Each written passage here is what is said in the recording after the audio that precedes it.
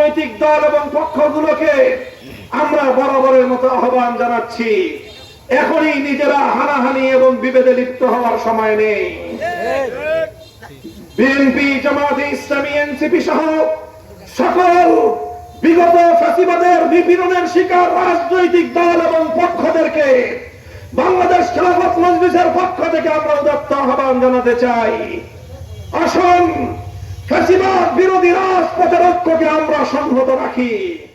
টেকনাফ থেকে যে দুনিয়ায় ছাত্র জনতা এক অভূতপূর্ব ঐক্য গড়ে তুলেছিল। ছাত্ররা সেদিন বলেছিল, যদি বৈষম্যের বিরুদ্ধে কথা বললে রাজাকার হতে হয়, যদি দেশের পক্ষে কথা বললে রাজাকার হতে হয়, যদি একটি মেধাভিত্তিক জাতি গঠন করবার কথা বললে যদি রাজাকার হতে হয়, ইনসাফের কথা বললে যদি রাজাকার হতে হয়, জুলুম আর বৈষম্যের বিরুদ্ধে কথা বললে যদি রাজাকার হতে হয়, গুম খুন একদলীয় বাচ্চাদের বিরুদ্ধে কথা বললে যদি রাজাকার হতে হয়, প্রতিটি শিক্ষাঙ্গন থেকে রাতের আধারে আমাদের ভাই বোনেরা স্লোগান তুলল, আমি কে তুমি কে। সেদিনই শেখ হাসিনার রাজাকারের ট্রাম্প কার্ড মার খেয়ে গেল। বাংলাদেশের রাজনীতি থেকে শেখ হাসিনা এবং তার দল উৎখাত হয়ে গেল। এরপরে শুধু আনুষ্ঠানিকতা বাকি ছিল।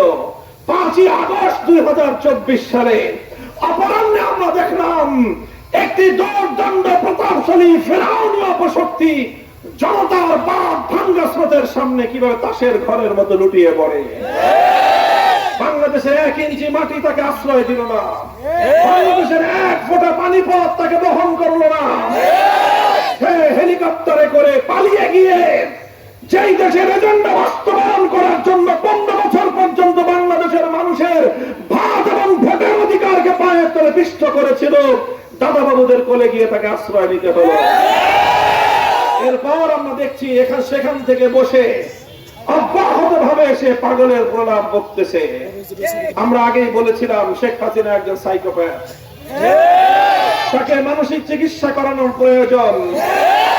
তার কল্যাণকামী আওয়ামী লীগের নেতা কর্মীরা যদি থেকে থাকেন, নেত্রীকে পরামর্শ দেন। আমাদের পাবনায় তো এখন আর জায়গা নেই, ভারতের কোথাও মানসিক সুস্থতার চিকিৎসা করান। সেখানে বসে বসে বাংলাদেশের বিরুদ্ধে, বাংলাদেশের রাষ্ট্র এবং জনতার বিরুদ্ধে উস্কানি দিয়ে দেশে গৃহযুদ্ধ বাঁধাবার পায়তারা করছে। এই সেদিনও গোপালগঞ্জে বাংলাদেশের জুলাই অভ্যুত্থানের নায়কদেরকে তাদের শান্তিপ্রিয় রাজনৈতিক কর্মসূচিতে সন্ত্রাসী হামলা চালিয়ে প্রমাণ করেছে কয়লা ধুইলে ময়লা যায় না। এই আওয়ামী লীগ, যুবলীগ, ছাত্রলীগ তাদের প্রকৃত পরিচয় হলো হাতুড়ি লীগ, হেলমেট লীগ, সন্ত্রাসী লীগ। বাংলাদেশ থেকে নিষিদ্ধ ঘোষিত ছাত্রলীগ এই সন্ত্রাসী যুবলীগ এবং আওয়ামী লীগ আবার ছবল মারার জন্য প্রস্তুতি গ্রহণ করছে। জুলাই এবং আগস্টের গণ অভ্যুত্থানের অংশীজন সকল রাজনৈতিক দল এবং পক্ষগুলোকে আমরা বরাবরের মতো আহ্বান জানাচ্ছি, এখনই নিজেরা হানাহানি এবং বিভেদে লিপ্ত হওয়ার সময় নেই। বিএনপি, জামায়াতে ইসলামী, এনসিপি সহ সকল বিগত ফ্যাসিবাদের নিপীড়নের শিকার রাজনৈতিক দল এবং পক্ষদেরকে বাংলাদেশ খেলাফত মজলিসের পক্ষ থেকে আমরা উদাত্ত আহ্বান জানাতে চাই। আসুন ফ্যাসিবাদ বিরোধী রাজপথের ঐক্যকে আমরা সংহত রাখি। আমাদের মধ্যে রাজনৈতিক বিরোধ প্রতিযোগিতা থাকবে, আমরা রাজনৈতিক প্রতিযোগিতায় লিপ্ত হব, কিন্তু আমাদের এই মত পার্থক্যের সুযোগে কেউ যদি ফ্যাসিবাদী আওয়ামী লীগকে বাংলার রাজনীতিতে পুনর্বাসিত করবার পায়তারা চালায়, তার বিরুদ্ধে গণ প্রতিরোধ গড়ে তোলা হবে ইনশাআল্লাহ। সংগ্রামী সাথী ও বন্ধুগণ, জুলাই বিপ্লবের চেতনা ছিল বৈষম্যহীন বাংলাদেশ গড়ে তোলা। আমি আপনাদেরকে একটি কথা বলতে চাই, এটাই আমাদের আখেরি পয়গাম।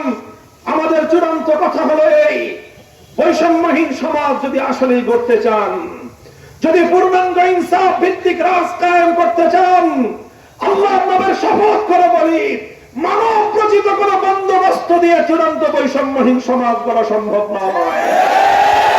সেজন্য একমাত্র ব্যবস্থা আল্লাহ প্রদত্ত রাজনৈতিক বন্দোবস্ত আল্লাহর জমিনে বাস্তবায়ন করতে হবে।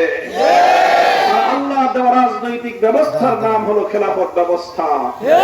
বাংলাদেশ খেলাফত মজলিস কোন মানুষের নীতি বাস্তবায়নের কথা বলে না। বাংলাদেশ খেলাফত মজলিস কোন রাজনৈতিক নেতার নেতৃত্ব প্রতিষ্ঠা করতে চায় না। বাংলাদেশ খেলাফত মজলিস কোন মানুষের তন্ত্র মন্ত্র মতবাদ বাস্তবায়ন করতে চায় না। বাংলাদেশ খেলাফত মজলিসের মিশন আর ভীষণ হলো আল্লাহর জমিনে আল্লাহ প্রদত্ত খেলাফতের ব্যবস্থাকে বাস্তবায়ন করা।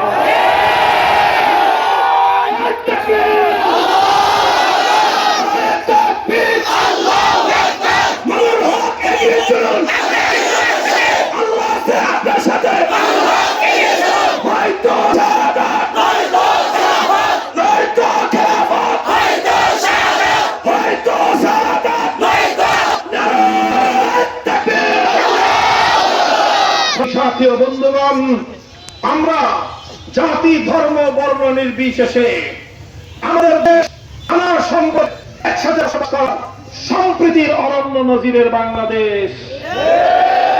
এই বাংলাদেশে হিন্দু বৌদ্ধ খ্রিস্টান সকল সংখ্যালঘুরা মুসলমানদের কাছে আমানতের মতো প্রতিপালিত হচ্ছে।